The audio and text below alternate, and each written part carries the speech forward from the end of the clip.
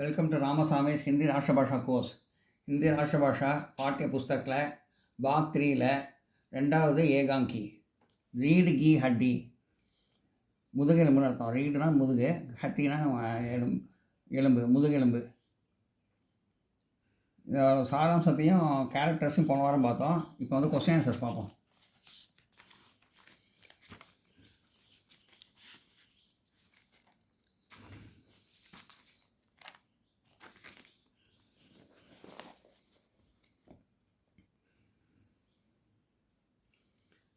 निम्नलिखित प्रश्नों के उत्तर एक या दो वाक्यों में दीजिए. கீழ்கண்ட கேள்விகளுக்கு ஒன்று அல்லது இரண்டு வரிகளில் பதில் எழுதவும். रीढ़ की हड्डी किस प्रकार का ஏகாங்கி? ரீடு கி ஹட்டிங்கிறது வந்து எந்த மாதிரியான ஓரங்க நாடகம், முதுகெலும்புங்கிறது வந்து எந்த மாதிரியான ஓரங்க நாடகம். रीढ़ की हड्डी सामाजिक व्यंग्य तथा आदर्शवादी ஏகாங்கி है. சாமாஜிக் व्यंग्यனா சமுதாயத்தோட கிண்டல் பண்ணுறது, व्यंग्यனா கிண்டல் பண்ணுறது. ஆதர்शवादीனா பெண்களை வந்து மதிக்கிற மாதிரி, ஆதர்शवादी மதிக்கிற மாதிரி கதை. रीढ़ की हड्डी ஏகாங்கி का शंकर कैसा पात्र है? रीढ़ की हड्डिயில் இந்த ஓரங்க நாடத்தில் சங்கரோட பாத்திரம் என்ன? शंकर दुर्बल एवं சரித்திரஹீன் பாத்திர है. துர்பல்னா பலவீனமாக இருக்கிறது, அது மனசு பலவீனமாக இருக்கிறது சங்கர். சரித்திரஹீன்னா கெட்ட நடத்தை, பேட் கேரக்டர் உள்ளவர்.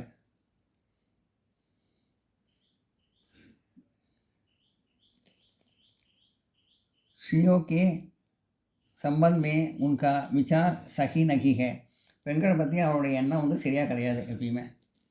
वह स्वलाभ प्रधान சரித்திர है. அவர் சுயலாபத்துக்காக தான் எல்லாம் எதிர்பார்ப்பார். சுயலாபத்தை வந்து ரொம்ப எதிர்பார்க்குறவர் அவர். रीढ़ की हड्डी ஏகாங்கி में उमा पखड़े कुछ बोलते के लिए क्यों मना करती है? रीढ़ की हड्डी முதுகெலும்பு ஓரங்க நாடத்தில் உமா ஏன் வந்து ஃபஸ்ட்டு ஒன்றுமே பேசவே இல்லை ஆரம்பத்தில். उमा का कहना है कि जिस प्रकार कोड़ी चींच बैठने जाते हैं तब वह चींच कुछ नहीं करती है. ஏதாவது கடையில் வந்து நம்ம சாமான் வாங்குறோம்னா அந்த சாமான் வந்து ஒன்றுமே பேசுறது, அந்த மாதிரி தான் நான் ஜடம் மாதிரி இருக்கேன் அப்படின்னு சொல்லி சொல்கிறாங்க. उमा की सिद्धि की निर्जीवन चींच சைசே ஹே. அந்த உயிரற்ற ஜீவன் மாதிரி நானும், அந்த கடனை வாங்குகிற டேபிள் சேர்லாம் உயிரற்ற ஜீவன் மாதிரி நானும் வந்து உயிரற்ற ஜீவனாக இருக்கேன் அப்படின்னு சொல்கிறேன். இஸ்லியே வஹ் நஹி போல்தி ஹே. அதனால் அவங்க ஒன்றும் பேசவே இல்லை. रीढ़ की हड्डी ஏகாங்கி का उद्देश्य क्या है? रीढ़ की हड्डिயிலேருந்து இந்த முதுகெலும்பு நாடத்துலேருந்து ஓரங்க நாடத்துலேருந்து என்ன கருத்து சொல்லியிருக்காங்க? औरतों को दशा के सुधारण एवं उनके अपनी अधिकारों की प्रति जागरूक करना. பெண்களோட தாழ்ந்த நிலைமையிலேருந்து சுதாரித்து வெளில வந்து அவங்க உரிமையை வந்து நிலைநாட்டணும், விழிப்புணர்ச்சியோடு எழுந்திருக்கணும். அவங்க உரிமையை நிலைநாட்டுறதுக்கு அவங்க விழிப்புணர்ச்சியோடு எழுந்திருக்கணும். அவங்க ஸ்ரீ शिक्षा की औरतों के श्री शिक्षा की अनिवार्य क्या ये बोलते हैं अधिकार पर चलना रीढ़ की हड्डी ஏகாங்கி का उद्देश्य है. பெண்கள் வந்து கல்வி ரொம்ப அவசியம், நல்லா உரிமையோடு பேசணும், நல்ல அதிகாரத்தோடு இருக்கணும், உரிமையோடு பேசணும், கல்வியும் ரொம்ப முக்கியம் அப்படிங்கிற கருத்தை வந்து இந்த கதையில் சொல்லியிருக்காங்க நாடகத்தில். निम्नलिखित अवधारणाओं को सप्रसंग व्याख्या कीजिए.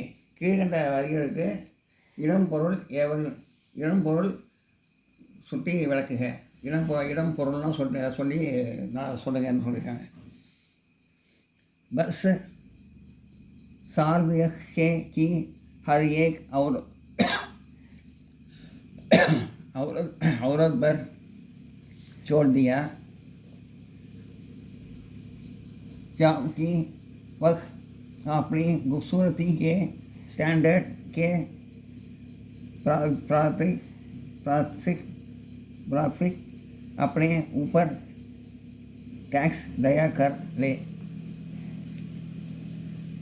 ये स्वाज्ञा रीति हड्डी एकांगी से लिया गया है। एकांगी का जगदीश चंद्र माथुर है. இந்த வரி வந்து ரிட்டி ஹட்டியிலேருந்து நாடகத்துலேருந்து வந்து எழுதியிருக்கிறது. இந்த நாடகக்காரர் வந்து நாடகம் எழுதினவர் வந்து ஜெகதீஷ் மாத்தூர் சந்தர், ஜெகதீஷ் சந்திர மாத்தூர், ஜெகதீஷ் சந்திர மாத்தூர் संदर्भ। जगदीश चंद्र माथुर हिंदी के प्रसिद्ध लेखक एवं नाटककार थे। जगदीश चंद्र माथुर நல்ல ஃபேமஸ் எழுத்தாளர், नाटककारन கூட। उनके सारे एकांकी जीवन के यथार्थ का चित्रित करते हैं। और எல்லா நாட்களையும் ஒரு யதார்த்தமான ஒரு விஷயத்தை அவர் வந்து சொல்லியிருப்பார் அவர்। इसके नारी पात्र स्वतंत्र व्यक्तित्व रखते हैं। उन्होंने ही उनमें नारी पात्र स्वतंत्र व्यक्तित्व रखते हैं। இதில் வந்து பெண்ணோட உரிமையை பற்றி, சுதந்திரத்தை பற்றி, பெண்ணோட சுதந்திரத்தை பற்றி அவர் சொல்லியிருக்காரு। उन्होंने AIR के लिए आकाशवाणी का नामकरण किया। இவர் தான் ऑल इंडिया रेडियो का आकाशवाणी पेर वचवर। उमा को देखने के लिए गोपाल प्रसाद एवं शंकर आए।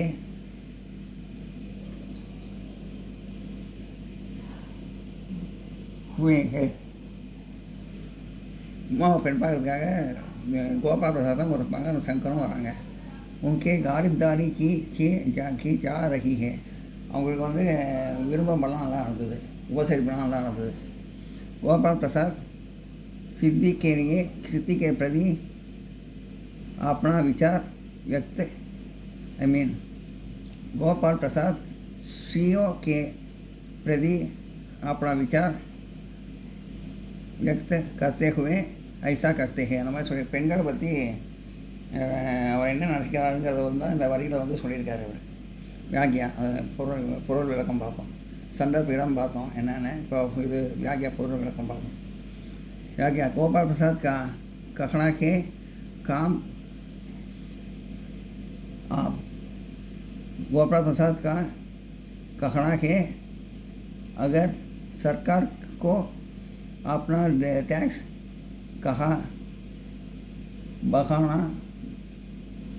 बढ़ाना है,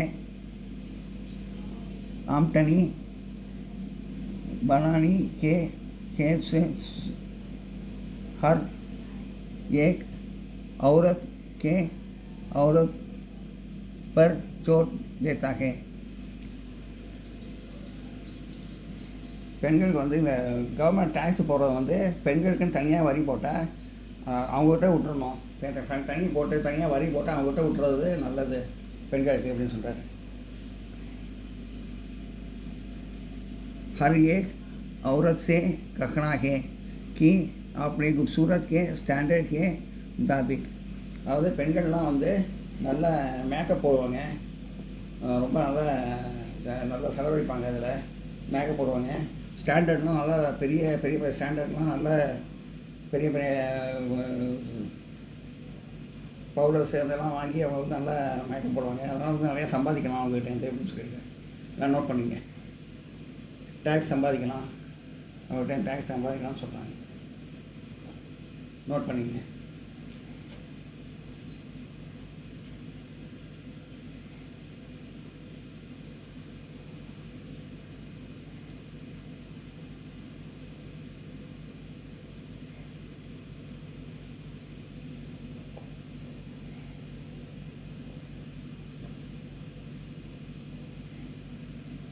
நூற்றி அஞ்சாவது பக்கத்தில் இருக்குது இந்த பாடம் வந்து, 105வது பக்கத்தில்।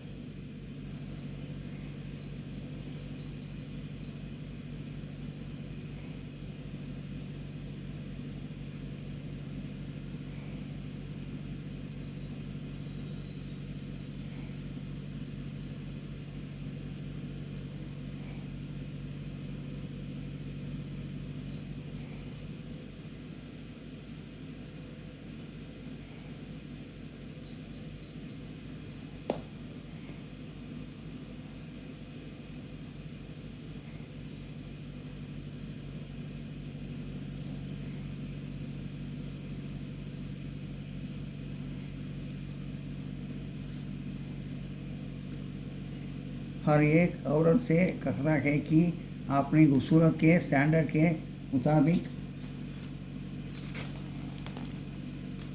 अपने ऊपर टैक्स தயா கர்லே. அதாவது நல்லா ட்ரெஸ் பண்ணுவாங்க, உயர்ந்த பொருளாக வாங்குவாங்க, அதனால் வந்து நிறையா டேக்ஸ் போடலாம் அவங்களுக்கு, லேடிஸ்க்கு அப்படின்னு சொல்கிறாங்க.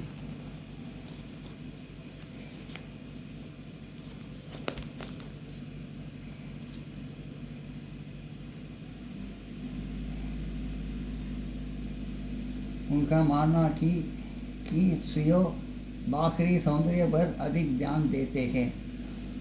அதாவது பெண்கள் வந்து வெளிப்புறத்தை வந்து நல்லபடியாக காட்டணும் அப்படிங்கிறத ரொம்ப ஈடுபாடோடு இருப்பாங்க, ரொம்ப தியானம் தேன ஈடுபாடோடு இருப்பாங்க. उसको बनाने में अधिक समय बिता देती है. இதுக்காக அவங்க வந்து ரொம்ப நேரம் செலவழிப்பாங்க.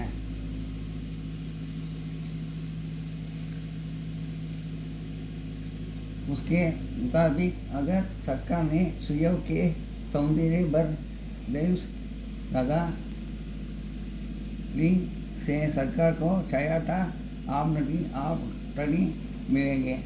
அதாவது வந்து பெண்கள்கிட்ட வந்து டேக்ஸ் போட்டால் கவர்மெண்ட் வந்து நிறையா டேக்ஸ் வந்து நிறையா சம்பாதிக்கலாம், இதனால் நிறையா சம்பாதிக்கலாம் டேக்ஸு அப்படின்னு சொல்லியிருக்காங்க. அவங்க சௌந்தரியம் அவங்க அழகுபடுத்திக்கிறதுக்கு அவங்க வாங்குகிற மேக்கப்புக்கெல்லாம் பொருட்களுக்கெல்லாம் நிறையா டேக்ஸ் போட்டு நிறைய சம்பாதிக்கலாம் அப்படின்னு சொல்கிறாங்க. एक सीईओ के प्रति गोपाल प्रसाद की भावना सूचित करते हैं கொடுத்தா है. இந்த வரியில் அவர் சொன்னது வந்து கோபால் பிரசாத் சொன்னது பெண்களை பற்றி இந்த மாதிரி அவர் எண்ணம் தான் அவர் சொல்லியிருக்காரு.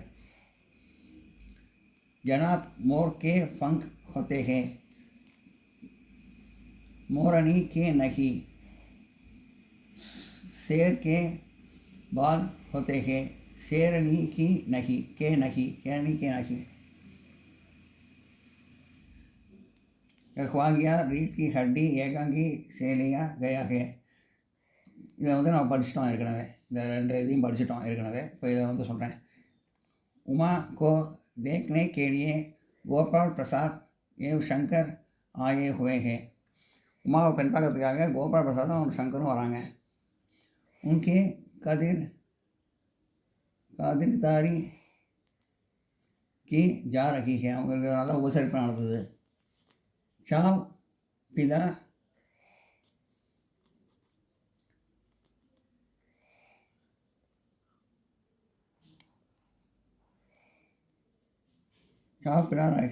रहे हैं. गोपाल प्रसाद से प्रति अपना विचार व्यक्त करते हुए ऐसा करते हैं.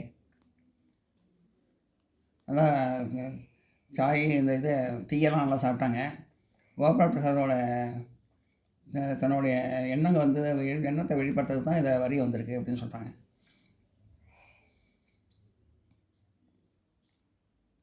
இந்த வரி வியாக்கியா விளக்கம் பொருள். இது இடம், இது பொருள், சந்தர்ப்ப இடம், இது வியாக்கியா பொருள். गोपाल प्रसाद मानते हैं कि मर्दों के काम के बढ़ाना एक काबिल होना. அது பெண்கள் வந்து நல்லா படிக்கணும், வேலைக்கு போகணும் அப்படியே நினச்சிட்டு இருக்காங்க. ஸ்ரீயோ கா காம் கிரகிய சம்பாலனா ஹே. பெண்கள் வந்து வீட்டை பார்த்துக்கிறது தான் பெண்களோட வேலை, மெயின் வேலை வீட்டை பார்த்து தான். पढ़ाई है पॉलिटिक्स से दूर रखना की उनके लिए अच्छा है. படிக்கிறதையும் பாலிட்டிக்ஸ் அரசியலில் ஈடுபடுறதையும் அவங்க வந்து தூரமாக வைக்கணும், அதை ஈடுபடக்கூடாது, அதெல்லாம் வரக்கூடாது. அவங்க वे कहते हैं मोर की ही सुंदर पंख है. அதாவது மயிலுக்கு வந்து இறகு உண்டு, ஆண் மயிலுக்கு இறகு உண்டு. मोरनी को नहीं, பெண் மயிலுக்கு அது கிடையாது. इसी प्रकार शेर के बीच में ही बाल है. சிங்கத்துக்கு உண்டு முடி உண்டு, தாடையில் முடி உண்டு. शेरनी के बीच में नहीं, பெண் சிங்கத்துக்கு வந்து தாடையில் முடி கிடையாது. इसलिए पुरुष स्त्री से ऊंचा है. அதனால் வந்து ஆண்கள் தான் பெண்களை விட உயர்ந்தவர்கள் அப்படின்னு காட்டுறாங்க. ஜனாப் மோர் கே ஃபங்க் ஹோத்தே ஹே, மோரணி நஹி शोर के बाल होते हैं शोरनी के नहीं. அதான் ஆண் மயிலுக்கு வந்து இறகு உண்டு, பெண் மயிலுக்கு கிடையாது. ஆண் சிங்கத்துக்கு உண்டு, தாடையில் முடி உண்டு, பெண் சிங்கத்துக்கு கிடையாது. அதனால் ஆண்கள் தான் உயர்ந்தவங்க பெண்களோட அப்படின்னு சொல்கிறார். जब खुशी मेज बिकती है तब दुकानदार खुशी मेज से कुछ नहीं पूछता, सिर्फ क्रेडिट कार्ड को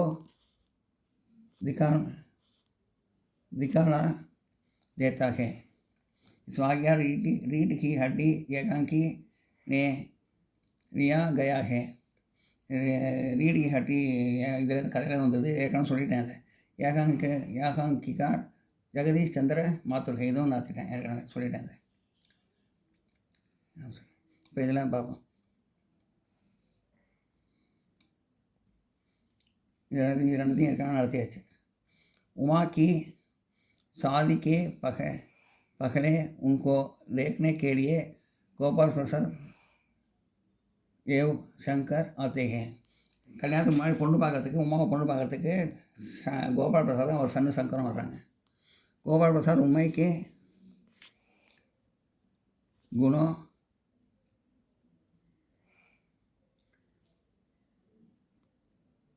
के बारे में एवं उनकी योग्यता के बारे में तरफ क्या प्रश्न पूछते हैं. அவர் உமாவை பற்றி கோபால் பிரசாத் கேட்குறாரு. உங்கள் பொண்ணு எப்படிப்பட்ட பொண்ணு, என்ன ஜெயிச்சிருக்காங்க, என்ன குவாலிட்டி அவங்ககிட்ட இருக்குது, என்னப்பா எப்படிப்பட்ட பொண்ணு அப்படிங்கிறத வந்து திருப்பி கேள்வி கேட்குறாரு. விதவிதமான கேள்விலாம் கேட்குறாரு. जब वह उमा के मुख से कुछ नहीं कुछ बातें के बारे में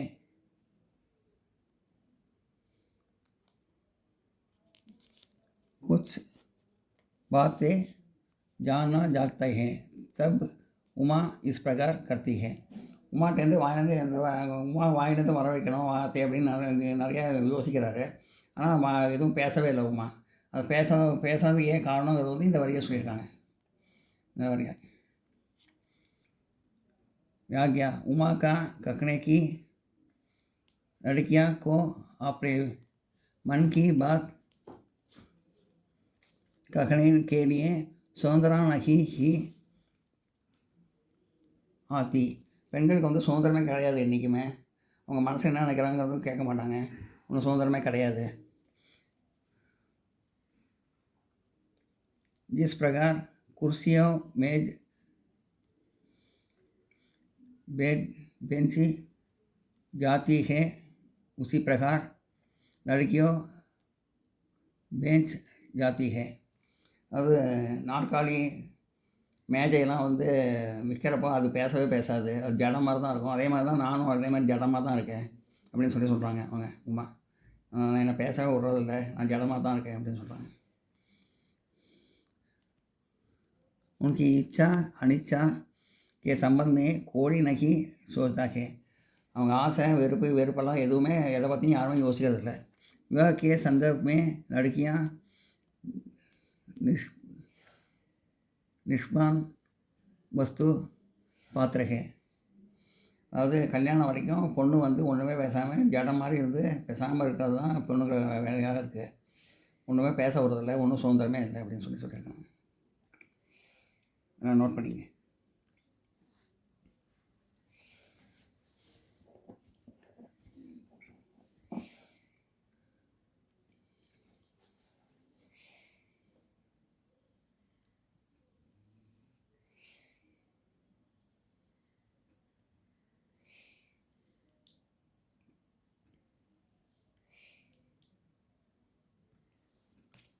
जब कुर्सी मेज बिकती है तब दुकानदार उसी मेज से कुछ नहीं पूछता, सिर्फ खरीदार को दिखाना देता है.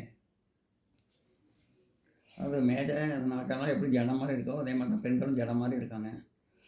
நானும் அது மாதிரி தான் இருக்கேன். அதுதான் ஒன்றும் பதிலே சொல்ல. எதுக்கும் விற்கிறப்போ அதுக்கிட்ட யாரும் கேள்வி கேட்குறதில்ல. அது ஒன்றும் பேசாது. மேஜை நாற்காலியெல்லாம் அதுக்கிட்ட கேள்வி கேட்பாங்க. கேள்வி கேட்க முடியுமா அவங்ககிட்ட? அது ஒன்றும் பதில் சொல்லாமல் நானும் ஜனம் மாதிரி இருக்கேன், பதில் சொல்ல எதுவும் பேசலை அப்படின்னு சொல்கிறாங்க உமா. நான் நோட் பண்ணிங்க.